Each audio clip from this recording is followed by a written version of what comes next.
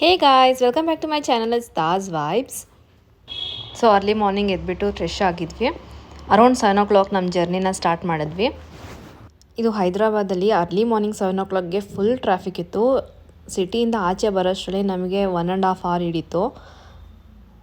ಯಾವುದೇ ಸಿಟಿಯಲ್ಲಿ ನೀವು ವಾಲ್ಟ್ ಆಗಬೇಕು ಅಂತ ಏನಾದರೂ ಪ್ಲ್ಯಾನ್ ಮಾಡ್ಕೊಂಡಿದ್ರೆ ಅರ್ಲಿ ಮಾರ್ನಿಂಗೇ ನೀವು ಅಲ್ಲಿಂದ ಸಿಟಿನ ಬಿಡಿ, ಇಲ್ಲಾಂದರೆ ಟ್ರಾಫಿಕ್ಕಿಂದ ಅರ್ಧ ದಿನ ಅಲ್ಲೇ ವೇಸ್ಟ್ ಆಗುತ್ತೆ.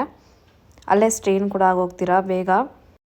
ಸೊ ಆ ಟ್ರಾಫಿಕಲ್ಲಿ ನಾವು ಹುಸೇನ್ ಸಾಗರ್ನ ನೋಡಿ ಸ್ವಲ್ಪ ಖುಷಿ ಪಟ್ವಿ. ಸೊ ನಾನು ಮುಂಚೆನೇ ಹೈದ್ರಾಬಾದಿಗೆ ಬಂದಿದ್ದೆ, ಬಟ್ ನಮ್ಮ ಫ್ರೆಂಡ್ಸಿನ ಫಸ್ಟ್ ಟೈಮ್ ಬಂದಿರೋದು ಹೈದ್ರಾಬಾದಿಗೆ. ಸೊ ಇಲ್ಲಿ ಟ್ರಾಫಿಕಲ್ಲಿ ಅವ್ರಿಗೆ ಹೈದ್ರಾಬಾದ್ ಟೂರ್ ಆಗೋಗಿತ್ತು. ಹೈವೇಗೆ ಇನ್ನೂ 2 kilometers ಮುಂಚೆನೇ ಒಂದು ಫುಡ್ ಟ್ರಕ್ ಇತ್ತು, ಅಲ್ಲೇ ನಾವು ಬ್ರೇಕ್ಫಾಸ್ಟ್ ಮಾಡ್ಕೊಂಡ್ವಿ. ಇಡ್ಲಿ ಮತ್ತು ದೋಸೆ ತೊಗೊಂಡ್ವಿ. ತುಂಬ ಚೆನ್ನಾಗಿತ್ತು ಟೇಸ್ಟು. ಈ ಕೆಂಪು ಕಲರ್ ಚಟ್ನಿ ಎರಕಾರಂ ಅಂತ ತೆಲುಗಲ್ಲಿ ಅಂತಾರೆ, ತುಂಬ ಚೆನ್ನಾಗಿರುತ್ತೆ, ಟ್ರೈ ಮಾಡಿ.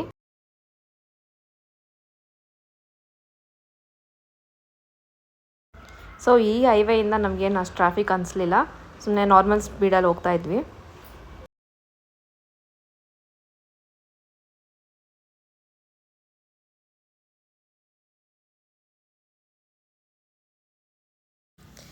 ಸೊ ಆಫ್ಟರ್ನೂನ್ ಲಂಚ್ಗೆ ನಾವು ನಮ್ಮ ಹತ್ರ ಪೋರ್ಟಬಲ್ ಗ್ಯಾಸ್ ಸ್ಟವ್ ಇತ್ತು. ಸೊ ಅದರಲ್ಲೇ ನಾವು ರೈಸ್ ಮಾಡ್ಕೊಂಡಿದ್ವಿ. ಆ್ಯಂಡ್ ಗೊಜ್ಜು ಬಂದ್ಬಿಟ್ಟು ಮನೆಯಲ್ಲೇ ಪ್ರಿಪೇರ್ ಮಾಡ್ಕೊಂಡಿದ್ವಿ. ಗೊಜ್ಜೆಲ್ಲ ಏನು ಪ್ರಿಪೇರ್ ಮಾಡ್ಕೊಂಡಿದ್ವಿ, ಹೆಂಗೆ ಮಾಡ್ಕೊಳ್ಳೋದು ಈ ಥರ ಲಾಂಗ್ ಟ್ರಾವೆಲ್ ಮಾಡಬೇಕಾದ್ರೆ, ಫುಡ್ ಸ್ಪಾಯ್ಲ್ ಆದಂಗೆ ಯಾವ ಥರ ಗೊಜ್ಜುಗಳನ್ನ ಮಾಡ್ಕೊಳ್ಳೋದು ಅನ್ನೋದು ನಾನು ಫ್ಯೂಚರ್ ವೀಡಿಯೋಸಲ್ಲಿ ನಿಮಗೆ ತಿಳಿಸ್ಕೊಡ್ತೀನಿ. ಸೊ ನಮ್ಮ ಹತ್ರ ಒಂದು ಕುಕ್ಕರ್ ತೊಗೊಂಡೋಗಿದ್ವಿ. ರೈಸ್ ಇನ್ಸ್ಟೆಂಟಾಗಿ ರೈಸ್ ಮಾಡಿಕೊಂಡು ಗೊಜ್ಜು ಜೊತೆ ತಿಂದ್ವಿ. ಸೊ ಈವ್ನಿಂಗ್ ಟೀ ಬ್ರೇಕ್ ತೊಗೊಂಡ್ವಿ. ಸೊ ಇವಾಗ ನೀವು ನಾಗ್ಪುರ್ ಸೈಡ್ ಬಂದಾಗ ಸ್ವಲ್ಪ ಹುಷಾರಾಗಿರಬೇಕು. ಎಲ್ಲಂದರೆ ಅಲ್ಲಿ ಸ್ಟಾಪ್ ಮಾಡೋಕ್ಕೆ ಹೋಗಬೇಡಿ ಗಾಡಿಗಳನ್ನ. ಇಲ್ಲಿ ಕಳ್ತನ ತುಂಬ ಜಾಸ್ತಿ ಆಗೋದು.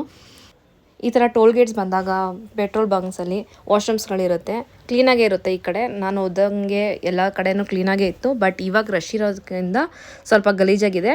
ಬಟ್ ವಾಶ್ರೂಮ್ಸ್ ತುಂಬ ಚೆನ್ನಾಗಿ ಸ್ಪೇಸಿಯಸ್ ಆಗಿದೆ.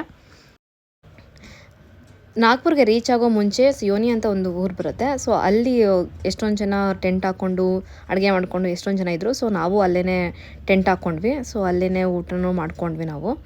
ಪೋರ್ಟಬಲ್ ಸ್ಟವ್ ನಾನು ಹೇಳಿರೋದು ಇದೇನೆ. ಇದು ಒಂದು ಸಿಲಿಂಡರ್ ಬಂದ್ಬಿಟ್ಟು ನಾವು 5 times ರೈಸ್ ಕುಕ್ ಮಾಡ್ಕೊಂಡ್ವಿ. ಇದು ತುಂಬ ವೆಯ್ಟ್ ಇಲ್ಲ, ಸ್ಪೇಸು ತುಂಬ ಕಡಿಮೆ ಹಿಡಿಯುತ್ತೆ. ಟ್ರಾವೆಲಿಂಗಲ್ಲಿ ಇದೊಂದು ಬೆಸ್ಟ್ ಆಪ್ಷನ್ ನಿಮಗೆ ಕುಕ್ ಮಾಡ್ಕೊಳ್ಳೋಕ್ಕೆ.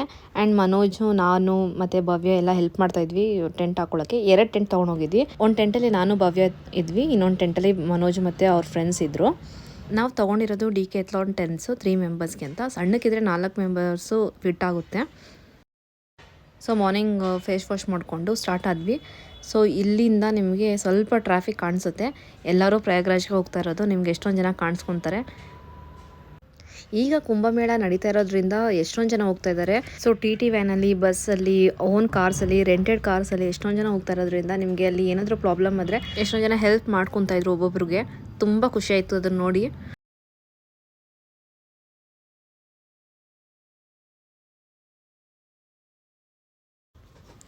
ಸೊ ಅರೌಂಡ್ 9 o'clock ಆ ಥರಂಗೆ ನಾವು ಅಲ್ಲಿ ಒಂದು ಪ್ಲೇಸಲ್ಲಿ ಸ್ಟಾಪ್ ಮಾಡಿಕೊಂಡು ಅಲ್ಲಿ ರೈಸ್ ಕುಕ್ ಮಾಡಿಕೊಂಡು ಚಿತ್ರಾನ್ನ ಮಾಡ್ಕೊಂಡ್ವಿ.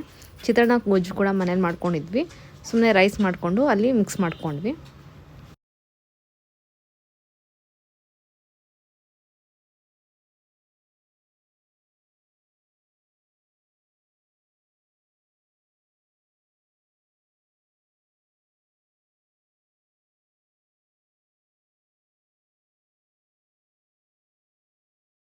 ಸೊ ಇಲ್ಲಿಂದ ನಮಗೆ ವಾರಣಾಸಿ 246 kilometers ಅಂತ ತೋರಿಸ್ತಾ ಇದೆ.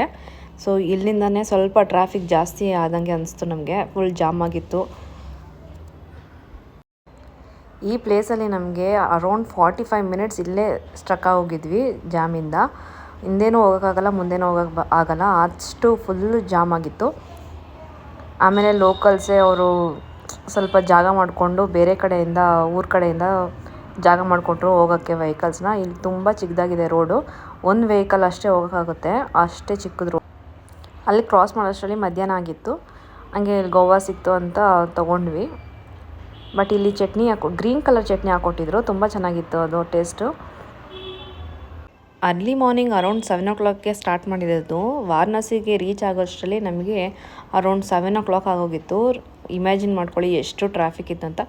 ಸ್ವಲ್ಪ ದೂರ ಈ ಥರ ಫ್ರೀಯಾಗಿರುತ್ತೆ, ಆಮೇಲೆ ಸ್ವಲ್ಪ ದೂರ ಆದಮೇಲೆ ಟ್ರಾಫಿಕ್ ಜಾಮ್ ಆಗಿರುತ್ತೆ. ಇಲ್ಲಿ ಜಾಮ್ಗೆ ಮೇನ್ ಪ್ರಾಬ್ಲಮ್ ಏನಂದರೆ ಈ ಮಿನಿಸ್ಟರ್ಸು, ಚಿಕ್ಕ ಮಿನಿಸ್ಟರ್ಸ್ ಯಾರಾದರೂ ಬರ್ತಾ ಇದ್ದಾರೆ ಅಂತ ಹೇಳಿದ್ರೆ ಆ ರೋಡ್ನೇ ಬ್ಲಾಕ್ ಮಾಡಿಬಿಡ್ತಾರೆ. ಲೈಕ್ 2 ಕಿಲೋಮೀಟರ್ಸ್ ಪಾಸ್ ಆದಮೇಲೆ ಇಲ್ಲಿ ವೆಹಿಕಲ್ಸ್ನ ಬಿಡ್ತಾರೆ. ಅದನ್ನು ಬ್ರೇಕ್ ತೊಗೊಂಡು ಸ್ವಲ್ಪ ವೆಹಿಕಲ್ಸ್ನ ಬಿಡ್ತಾರೆ.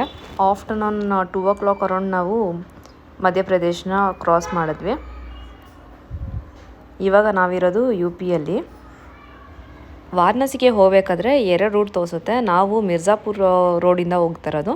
ಹೋಗ್ಬೇಕಾದ್ರೆ ಇದು ಒಂಥರ ಘಾಟ್ ಸೆಕ್ಷನ್ ಥರ ಒಂದು ಬಂತು.